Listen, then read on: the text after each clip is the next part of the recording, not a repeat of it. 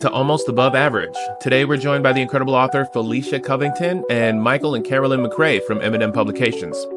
And we share inspiring journeys through the world of writing and publishing. From overcoming personal challenges to the power of storytelling, we dive into the highs and lows of their creative past. So get ready for the conversation that will leave you motivated and inspired, and let's dive in. So here we go again. Welcome to Almost Above Average. Hey guys, Felicia Covington, Country Mcrae, Carolyn Mcrae. What's going on, guys? We're doing great, man. We're in the final stages of author Felicia Covington's book, Unforeseen Consequences, which has been a real Felicia, journey. you're writing another book? Yes, Chris. Yes, I am. Oh my God. Finished. Tell me all about it. Oh, wow, Chris. What is it about? It's about growing up in Durham as a young teenager, as a tomboy. And the character name is Sheila. Okay.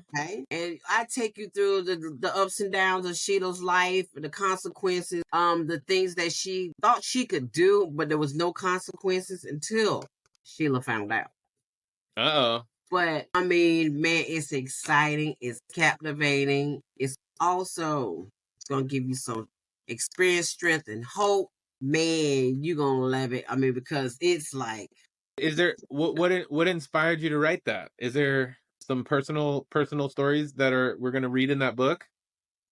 Well, some, yeah. It's one big major one that I particularly put in because I wanted to stand out the most, because I want my readers to understand there is hope.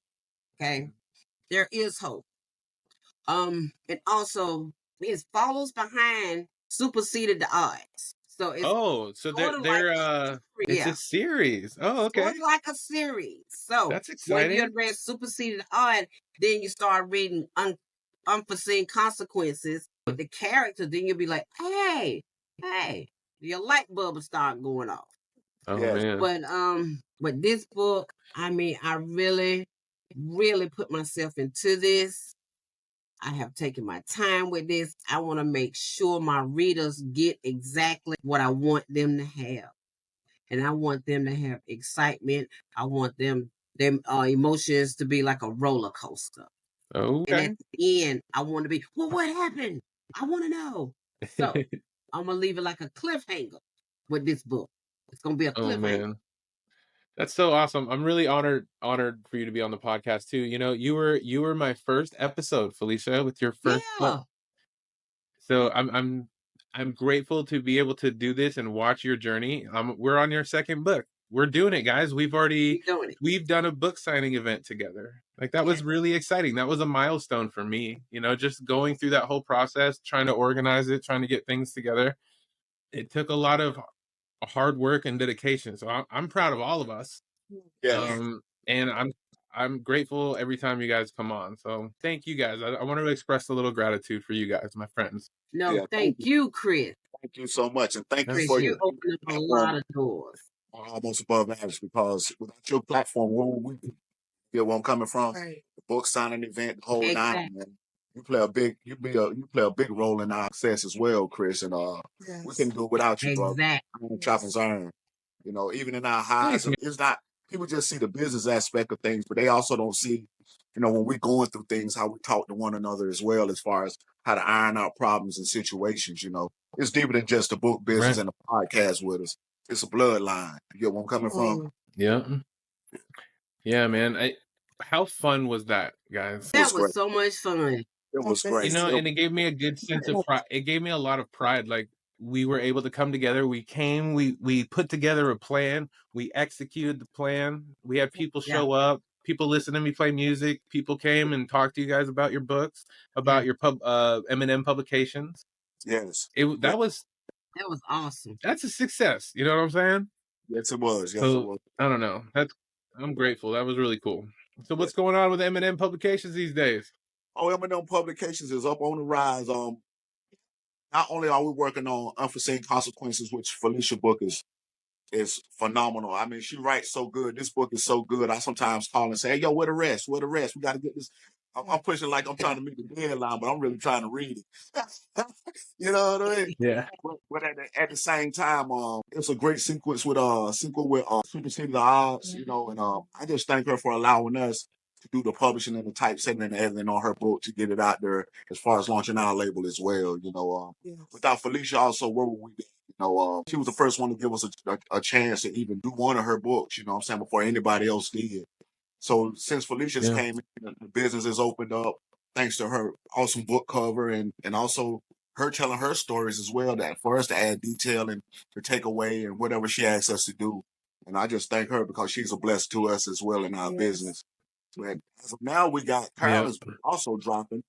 Felicia's dropping the 20th. Carolyn's dropping on Valentine's Day called Whoopmatize. This is Carolyn's first this is Carolyn's very first solo novel. As you know, we've been tag teaming on first book. Very first Carolyn, tell me about your first book. What's going on? Oh, it's a great book. It's about a mailman delivering mail, doing special deliveries. I'm not going to give too much of it.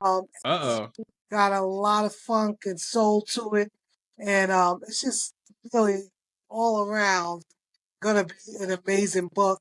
And I just want to give a shout out, especially not only to you, Chris.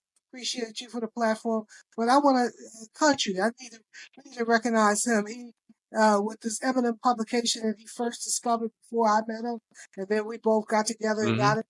And then to give Felicia uplift. This man is a climber and a lifter, and I just want to thank him. Absolutely. That you know what I mean.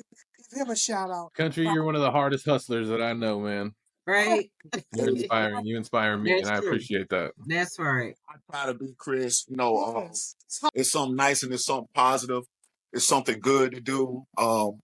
It soothes my soul to be able to tell a story and to put it in someone else's lap and into their hands to let them read it as well and see places I've been, things that really happen in life, and also what could happen in life, but also in real life. Yeah. Yes, you guys are talking about real life shit. You know what I mean? Like shit that stories that most people don't hear. Shit that you don't see in the mainstream. Exactly. There's some deep stuff. That I learned a lot just from reading all of your books. Or not all of them, but the ones that I have read. Yes, and a lot of people think fiction, but it be real life stories that actually happens in the urban neighborhoods. Like Whoopmatize. Back in the days, the milkman and the mailman was the men to watch out for when he was going to work. I've heard. It's a delivery, so we put it in a more modern base tense with a mailman by the name of James Bynum. He's doing too much in the neighborhood. Bonham? James Bynum. What's his name? James Bond? James Bynum. B-Y-N-U-M. Byron. James Byron. Okay, gotcha. No, Bynum. B-Y-N-U-M. B-Y-N-U-M. Bynum. Yeah. Bynum. Okay. 10-4. Copy that. And when we put this book in your hand along with Ghetto Dreams Come True, Chris, because we've been so busy, you're going to see that this book, I am so proud of my wife's writing. I am so proud of it. Working on hers and Felicia's at the same time, it has been a great experience. But these are my peoples, and I definitely want to get their literature out because they deserve it. They deserve it a whole lot. You get what I'm coming from? I told Carolyn that was absolutely, man. And to start doing her own solo novel so the world will also know what she can do as well. Yeah. Keep lifting each other up. Just keep lifting each other up, no matter what anyone says. Just keep lifting each other up, It doesn't matter. Yes. The mission. Stay on the mission. Yes. Okay, Chris. Are you guys excited for the Super Bowl? No. No. We're definitely excited. I'm for the Eagles, though, but I'm not an Eagle fan. You're going for the Eagles? I'm not an Eagle fan. But why are you going for the Eagles? Because I don't like Kansas. Yeah, we're definitely Do I need to get out the way? Chris, do I need to move? No. Oh, no, and you was like, must be a Kansas fan. I'm not you're a Kansas fan? No. Oh, I'm not a Kansas fan. I hate the Eagles also. Nobody's going to a Super Bowl party, so you're not even going to go. No, man. Like tomorrow, hopefully, will be a day I can actually see my family. Like legit, I haven't been home. I haven't been home since Monday, Monday.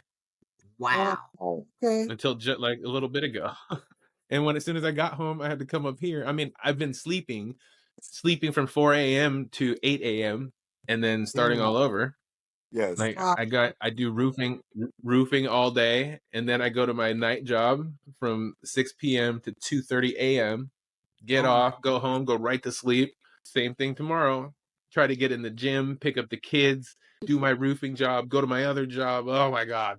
Yeah, and get up and do it all over again. Sorry, I'm just complaining, guys. I'm just complaining about my busy life. I set this up like this. I did this to me. But you have you have a right to, though, because it's you at the end of the day, but it's all positive at the end. But don't act like you don't feel the pain from it as well. You get what I'm coming from? Yeah, right. I just feel tired. Yeah. But it's a good tired. Like I feel like I'm accomplishing things, you know? Yeah. Yeah. That's a So it's not a bad time. I don't know if Felicia shared with you, but they will be up here February 20th in Philly. We're gonna hang out. We're meeting with movie director Billy Ray Valentine. As I told you, we had some other things on the table as we talked about in the last podcast. So That's what's up.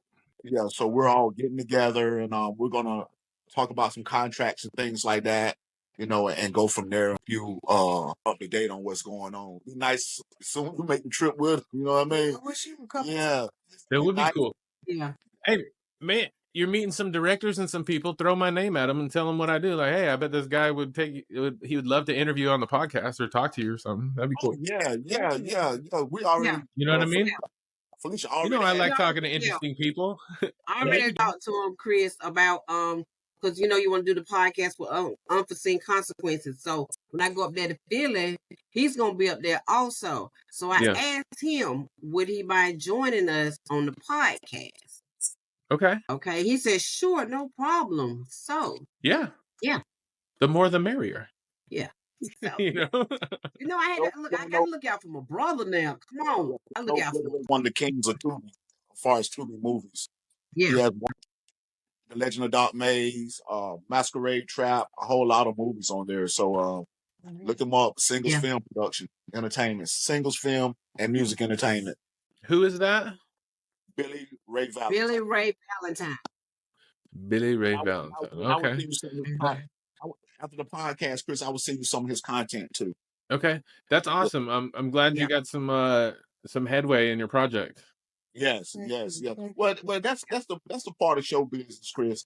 You know what really hurted me, Chris, when I told a lot of people that for now, especially people that was real close and dear to me, I shared it with Felicia that I went through some things with the first round of the Sneaking Deacon. You get what I'm coming from?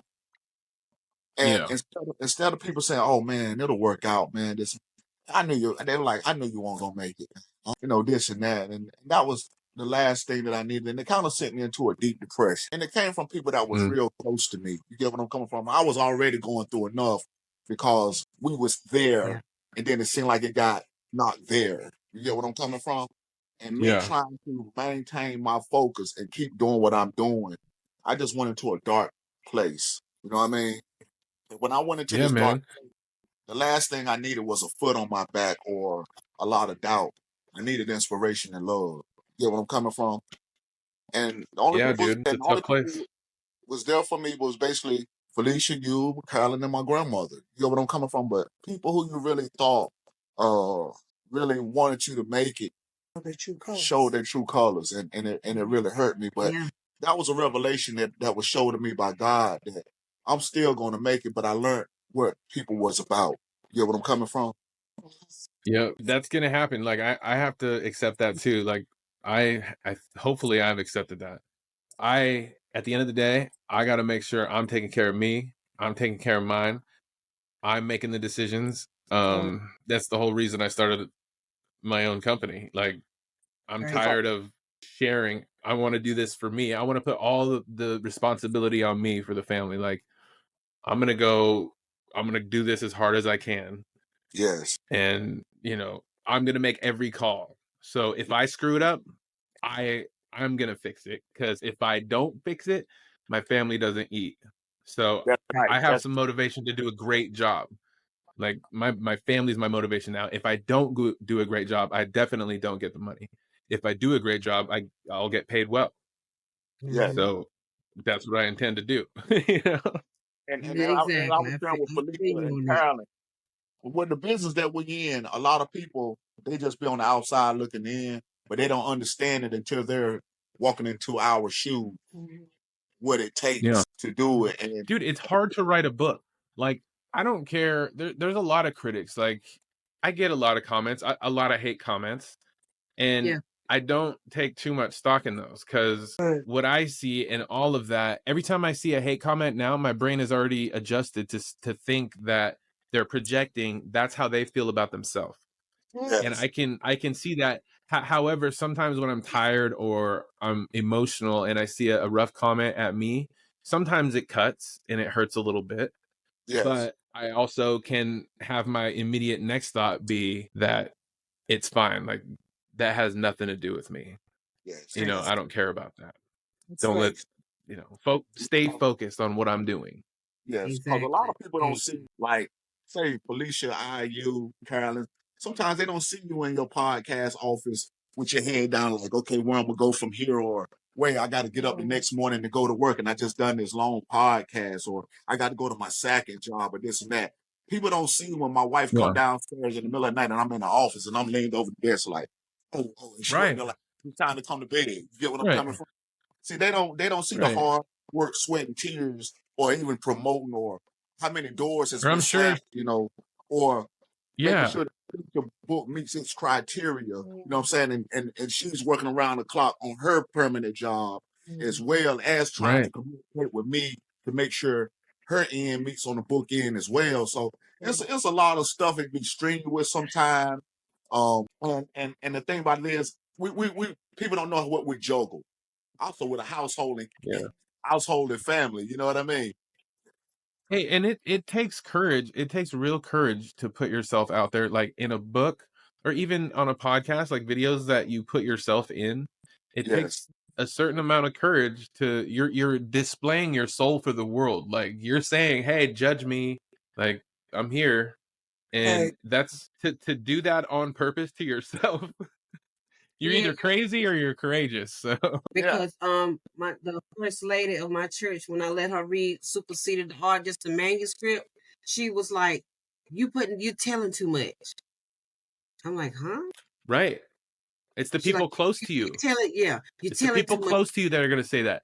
People that read your book and come into your circle from the book, they're like, "Oh my God, your story, it touched me." Exactly. I found that too. People that are close to me, like I get judged the hardest for my content. Like, I'll put out a video or something, and then my family talks shit to me the whole time. But you know, that's part of it. That's part of when you step into this arena. If you're going to be an author, if you're going to own a publication company, if I'm going to do all the stuff that I'm doing, you have to kind of accept hey man, this is going to hurt a little bit. My feelings are going to get roughed up out here in this space a little bit, and I got to be okay with it. Yeah, to a certain extent, you know. Chris, I was telling Felicia about the church lady, right? It was a thing I seen on TikTok, and I can't remember the comedian name, but he was on Players Club, and he said his grandfather had a dinner, and the preacher came over. And he said he told the preacher that after they ate, he said, "Man, that was a kick ass." He said, "The preacher said, hold on, don't say that, don't cuss around me, don't cuss around me, please don't cuss around me." He said, "Man, I'm telling you, the way you were preaching that shit, you was put." He said, "Man, look, stop talking like that." He said, "Man, you put that motherfucking shit down in church." The preacher said, "Quit saying it, quit saying that." He said, "Well, can I tell you something?" He said, "I put $10,000 in your offering pot today." The preacher said, "You bullshit." When you start making that money off them books, they gonna be like, "Okay, okay, it's fine, it's fine, it's fine, it's good." He's okay. We're gonna kick him out. No. He's fine. He's fine. So they just say what they want to say, but when Felicia get that $1 million, they're gonna put a window in the church in her name. Let's go. Let's go. No, I'm really excited. You know about God just waiting to see if we handle it. Right. Yeah. I know, but Felicia, I know there's a bunch of times, I'm sure, when you're writing, or maybe you're trying to write on purpose, and you're like, I got to get this chapter finished, or I got to finish this section. And you sit down and write, and you're writing it, and you're like, I hate everything that I'm writing. And then you put it down and you put it off for a day or two, and you try it again, and you do it again, like you fail. Like that's how I operate. Like, it's mostly failure. Yeah. But the thing is, though, I mean, once I start, and that's another thing, because I read what I write, and I reread it and I reread it. Then I go into a quiet mode, but I'm like, okay, let me step away for a second. Then I go back. Then I'm like, no, I don't like that, and I'll change it. I'll take it out and change it. So just like today, I told Country, I said, I sent you chapter 11. Don't put it in there. Don't do it. Don't do it. And he was like, what? I'm like, no, because I messed up. I don't know what happened, because it's like I get so tired. I be tired, but I want to keep going because I want to finish this chapter and I want to finish it. But I get to a point where I'm so tired, I just lose where I stopped at. And I'm like, wait a minute, my brain just want to write. That's all it want to do, just write, go. Right. But Tell me about it's your process. Like, how do you go about when you start a book? Do you like just start writing a story, or do you write little stories, like the chapter names first? What does the outline look to you? Basically it's in my head, Chris. Mm-hmm. It's in my head. I have so much in my head. It's like I used to, going through recovery, being in recovery, I used to take these little, I would dig holes in my mind and bury stuff that I didn't want to remember anymore. Yep. So a lot of those things and experience and thought, those are the ones that I'm digging up and getting rid of. Oh, I see. You're like almost therapy writing kind of thing. Basic, but Hey, it nothing wrong with that. yeah, but it's so much in my mind that I just want to get out to let the world know this is what life is. This happens to people. I mean, it's like I wasn't abused when I was growing up. I didn't have bad parents or nothing like this. It can happen to anyone. Anyone. I Right. mean, I was raised in a single parent home with my grandmother too, but it was a loving and caring home. Yeah. And I went the wrong way. I went left instead of going right. But I came back. I went through some things, but the point is that everyone can change. Everyone has an opportunity to make their life better if they want to. Yeah. But you have to be willing to.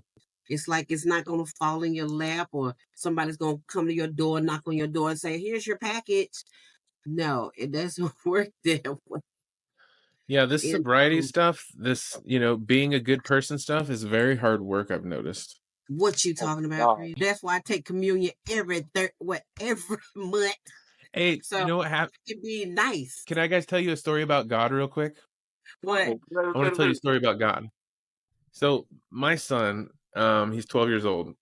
He's a tough kid. He's been having a rough time for a little while, but I picked him up from school the other day, and he got in the car, and we didn't say anything. He looked at me. He's like, "Dad, I've made up my mind," and I was like, "Okay, lay it on me." And he's like, "I've decided that I want to go. I want to try to go to church with you this weekend." And I was like, okay. Oh, there's more to this story too. I'll get to that. So he said that to me. I'm like, okay. He said that like on a Wednesday. I knew for a fact that by the time we get to Sunday, I'm gonna wake him up. He's not gonna want to go. Right. Like I knew that. So I told him that. I was like, let's plan for this, Keone. I was like, you're telling me that right now. You want to go right now, right? He's like, yes. And I was like, you're not gonna back out of it, right? He's like, right. And I was like, because here's what's gonna happen. On Sunday morning when I go to wake you up, you're 100% not gonna want to go. I know that. You know that. So you got to commit right now that when you're upset and you don't want to go, that you're going to go anyway. And he's like, okay. So church had 2 services. So I go to wake him up at 9 o'clock or before church, and exactly what I said was going to happen happens. He doesn't want to go. He kind of freaks out and flips out. I'm like, okay, whatever. There's another service at 11.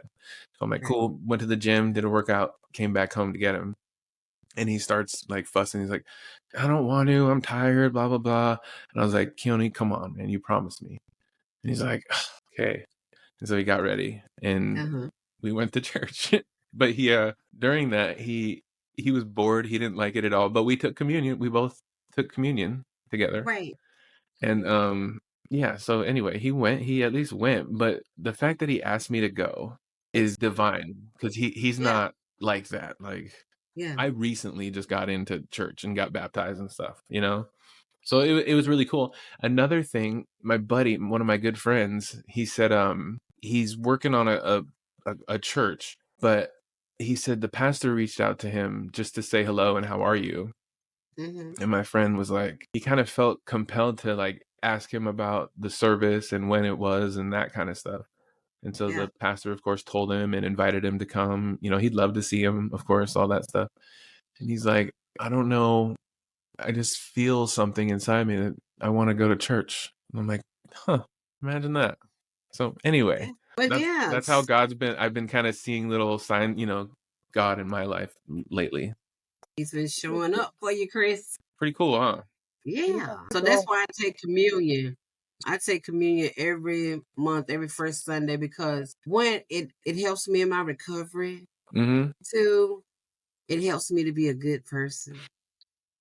It helps me to be a good person because I know, because sometimes things happen, you be like just ready to rip somebody's head off. I know I do. But I remember, okay, you took communion, so you have to be good. So I have to adjust my attitude, which is good because I have to adjust it. And I'll be like, okay, I've done this. I got to remember, you got to be good. You got to walk through this no matter what. You know, you got to learn how to maneuver. You got to learn how to accept. You got to learn how to do certain things, you know, to not give in to You anger. gotta be bad. You gotta be strong. You gotta be wiser. You gotta be cool. You gotta be calm. You gotta sing together. So that it works. It works. Hey, Chris, you know what Felicia was just talking about, you know, how she done got cool and worked on her attitude and everything? See, about 2 weeks ago, right, we was working on unforeseen consequences, and I had broke a manuscript down. You what?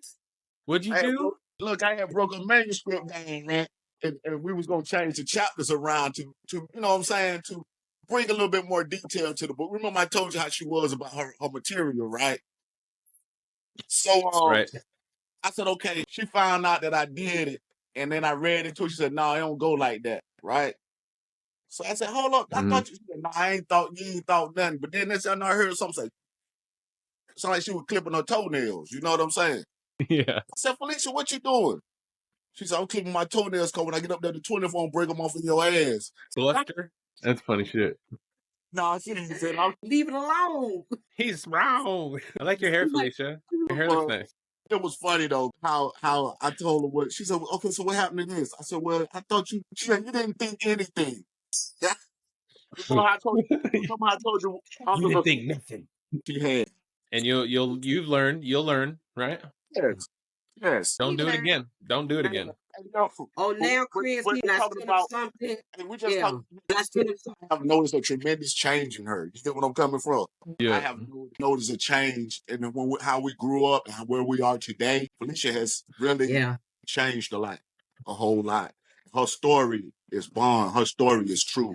You get what I'm coming from? That's and great. That's why I work on it hard as I do for her, because it's her story. You get what I'm coming from? And she's trying to set somebody free. And I urge everybody, superseded odds, unforeseen consequences. We write totally different, but her books will inspire anybody who want to win in life. Yes. Who want to win. I'll put links to that stuff in the show notes. I'll pull them from Amazon. Yeah, but me, I write. You can get them on. They're available on Amazon. Do you guys have websites? Yes. Yeah. What's your website? Yeah, mine is M&M Publications. On your website. Oh, the website. Oh, sorry. No, we're working on the website. Oh, did my buddy ever call you? You ever call my buddy? He told us he was gonna get with him once he get free to doing whatever he was doing. Yeah, shit. And I just had him build me. Then I had him build me another website. Yeah. Okay. But yeah, website's gonna be. You were talking about writing. I write totally different than Felicia, and I write totally different from my wife. See, I sit around and I be sitting on the couch and I just bust out laughing or some shit. That's how my thought process start. Then she see me going down to the office, and might be writing about a dude taking the shit behind a building.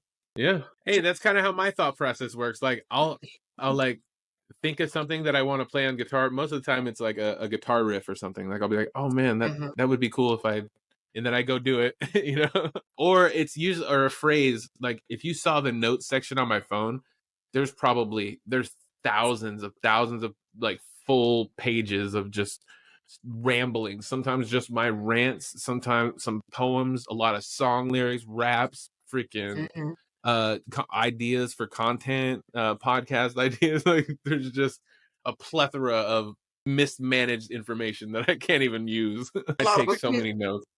And there's a lot of people I want to plug into you too, like Kalisa Denise Brown. She does a lot of sitcoms and skits and stuff like that on YouTube and Instagram and Facebook. Okay. People who really needs to be recognized as far as their talents.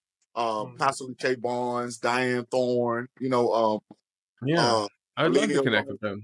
A lot of people, it's a lot of talent in Durham that really needs to be recognized and to be brought out. Not only just me, Felicia, and Carolyn's and yours, but there's so much talent in Durham that people have, but they just need that special spotlight, that platform. You guys both have this theme. Like it's kind of like we want to paint Durham in a different light. Yes. Yeah. Like it feels like you guys are fighting. You're fighting to give Durham a better image because of your experiences. It's like no man's right? land. Like a lot of people don't know about that. Yes. I done had my share of downs in Durham. I mean, like no man's land. I done had my share of downs in Durham. Sometimes when I go home, I feel a black cloud, and I just have to get from down there, man. But old people, places, and things I can't help but see because I grew up in the neighborhood with them. You get where I'm coming from, and it's I stay right in the heart of Kerwood, so it's good to go home, but also it's good to get back to Philly too in one piece. You get what I'm coming from? Yeah. So it's Durham, man. Felicia, how's Durham today compared to like how you grew up? Durham today is more shooting. It's more shooting. Young kids are killing each other now. I mean, when I grew up, we all fought, but we didn't have to shoot each other. You know, we could fight each other and we can go home that day. Now these kids, they fight. They have any kind of little small beef. They ready to shoot each other, kill each other. I mean, it doesn't make any sense because my grandson in the last year, my grandson has lost 4 of his friends he has went to school with who's been shot and killed. How old this is he? last little guy that got killed, AJ, in Durham, because he was outside playing in the snow. That was one of my grandson's best friends. He had just got finished playing on the video games when he went outside because he told me, he said, well, guys, I'm going to go out and play in the snow because it was starting to snow. So he went outside, was going to play in the snow. Next thing you know, they heard a shot. They all ran out there. He had got shot. And he died. And that's like the last one because before that, one of my grandsons, 2 of his friends, they was in Durham on Leon Street. They found these 2 guys in the woods that had been shot by this Mexican guy. One of the guys got away and made it and told the other parents that the other 2 were in the woods that they had been shot. And then when my grandson was younger, his friend named Zion, who got shot and killed in Durham by mistake because somebody ran up on them. It was a stake of my identity. So the guy shot everybody in the car, even the kids. Man, that's violent. Yeah. So, back when I was coming up, we basically just had to worry about breaking in houses and stuff like that. Me growing up, and drugs was my thing.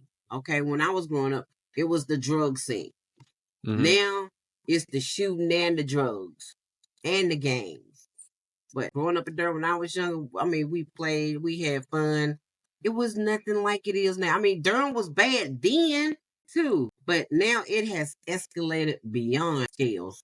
Yes, it has escalated so much. What do you think? Why do you think it's getting worse?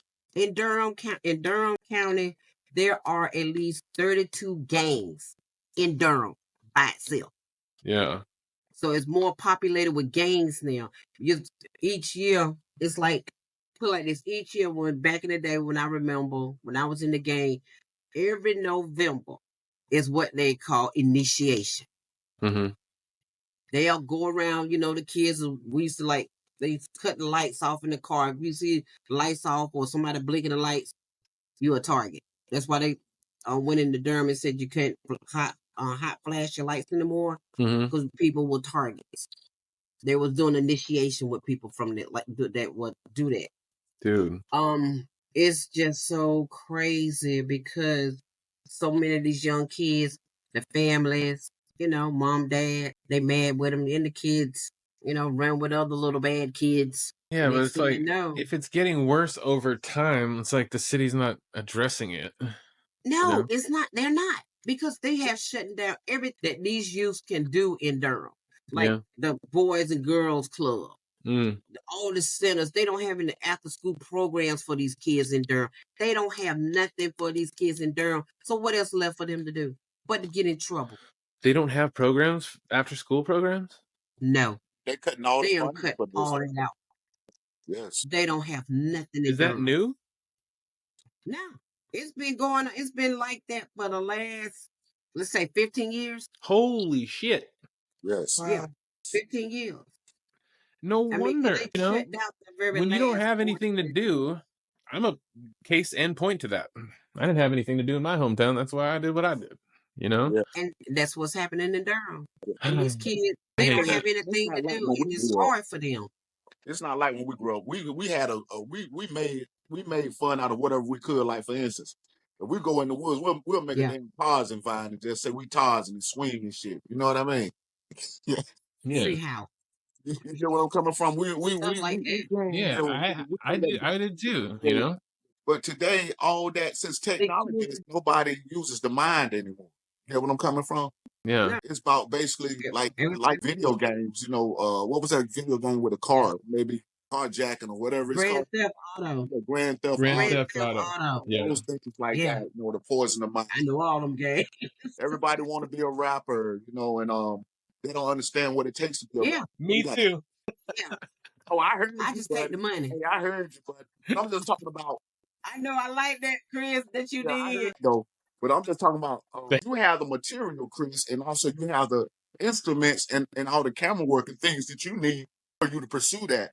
But when you don't have these things in your city, you know what I'm saying? What are you going to do to promote what you really want to do? You get what I'm coming from? How are you going to get these things? You get what I'm saying? But you know what?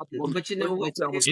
It's a grind. I had to slowly build up the stuff that I use today. Like everything in this room, I have gathered in 4 years. It took 4 years to get everything that I'm using right now.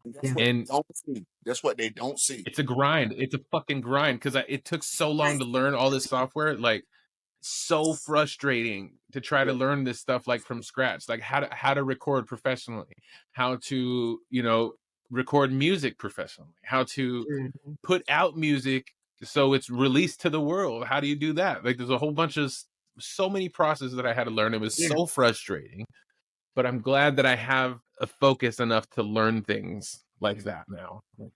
I can grind it out. Yes. And see, that's what our youth need today. That's what they need. Somebody that they can follow, somebody to mentor them, because these kids don't have anything to do. They have dreams, they have aspirations, but they don't have anyone to help them along, to guide them. That's right. That's what they lack. Like the Big Brother program, or let's go on, Chris. Man, that hurts my heart that there's not someone like, or a bunch of people with a good enough heart in that community to be like, no, I'm gonna do something about this. Durham County funded. Durham County. Durham County it's not in the budget. Yeah. Something. But see, if you have the one, because Zali was in there, and the one for Big Brothers in Duke University. Zali? For the Duke student. Yeah, Zali, my grandson. Yeah. He was in there, but because some of the times the Duke students will come up to Daymont Court and play basketball with the kids out there on the court. The basketball players, they'll go out there and play with Zali and them like on Sundays. But that's like on Sundays. I mean, the kids need more than that, Yeah. And then you still got them little roughnecks. I hate to say it like that. Them little roughnecks, they want to like cause chaos and confusion. And the little kids that want to play and do good, they being bullied by them. So it's frustrating. That is sad. That's sad. And, me being from Durham and being the author that I am, I want to open up, like you said, Chris, and paint Durham a little bit better. Just because Durham has so much violence, that's all everybody know. in United States or the whole America, Durham is the worst. It was one of the top 10 worst cities. I just wanted to know, it's good people in Durham. Good things come out of Durham. It's not all crime. Felicia, how you feel about maybe we come together and think about doing a stage play, and maybe we can launch it at the Durham Arts Performance Center? You know what I mean? Maybe we can get the support. Yeah, maybe, or at Durham Arts Council. Maybe we can get the support to launch a Stop the Violence script play. You get what I'm stage play. You get what I'm coming from? Because I know one guy, his name Paul Scott, and Paul Scott, he goes around and give out Black history books, and he try to educate the youth and stop all the gun violence and stuff. He's on Facebook. His name is Paul Scott. You know what I think boys need? Like boys like that, they need some good, tough men to to get through to these guys. Like y'all need to quit fucking around. Let's come out here. Let's go lift some weights. Let's go fishing. Let's go hunting. Let's go hiking. Like show me how tough you are. See if you can bench, 225 pounds. Are you that tough? Yeah, that's what they need. You know what I mean? Like you're gonna be a jackass all the time, and show me if you can hike 3 miles. Yes, catch a fish. That's a good way to get through to men. Challenge them. If you challenge them in the right way, be like, this motherfucker doesn't think I can do that. I can run 5 miles. Like, let's see, let's go. Like that's a good way to turn a violent kid, but you'd have to attract them first somehow. Yeah. Or get them. You'd have to go meet them where they're at. Yeah. You have to be on the same level, the same ground that they're on. Yeah. In order for them to just to listen. It's tough for someone like me, like going into Durham to a bunch of kids. Like, hey guys, you're gonna listen to me now. All right, we're going fishing. Mr. Clark, like, man, you better go back. Like, get the fuck out of here. Hey, I know, right? You in the wrong neighborhood. Yeah, they'll be like, what'd you say? We're gonna go fishing. Well, yeah. I said we're gonna go fishing. I just want to go fishing. We're gonna take you fishing. Yeah, we ain't going fishing. Oh man, none of that. Yeah. Well, that's sad. I don't know. Maybe there's room to start doing something right there. Yes. Another thing that Almost Above Average is tackling, we're doing a lot of content around men's mental health. So it's kind of focused. I've been watching. I've been following you on that, Chris. Did you see some of that? Yeah. Good. Yeah, and I like it. Yeah. I don't know what it's going to turn into, but we're going to do something. And if having tough conversations with each other so the world can see it, because hopefully it'll give permission to people, like, I can be vulnerable too. And it doesn't allow people to get into that space where they're just so depressed that they can't get out of it. Like the only way to not get in that space, at least in my experience, is to offload it onto a stranger, a friend, a cat, a parent, someone you trust, someone you don't know and you'll never see again. Just get it the hell out, Yeah. Because that stuff, a lot of the stuff we're talking about in the podcast, and it applies to women too, but if you keep it inside, it builds up, and then you put the next thing inside that's on top of that, and then you put the next thing inside that's on top of that.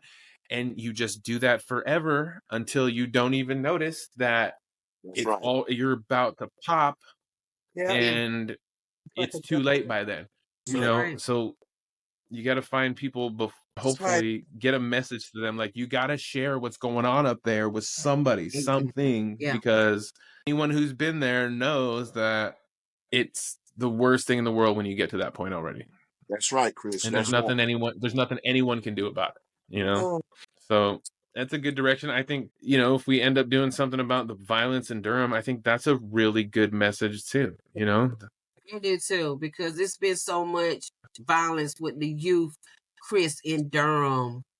I mean, it's been ridiculous. And like I said again, Paul Scott, Paul tries to do what he can, to have the community to try to stand up and try to reach these kids, try to advocate for these children, try to help these children. Right. Because if they don't have anyone they can trust, or they don't see anyone wants to help them, they gonna continue to do what they're doing. Right. Because they say, okay, you know what?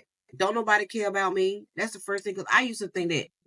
I mean, that's why I was so bad and corrupted in Durham. Because I'm like, don't nobody care about me. Don't nobody care.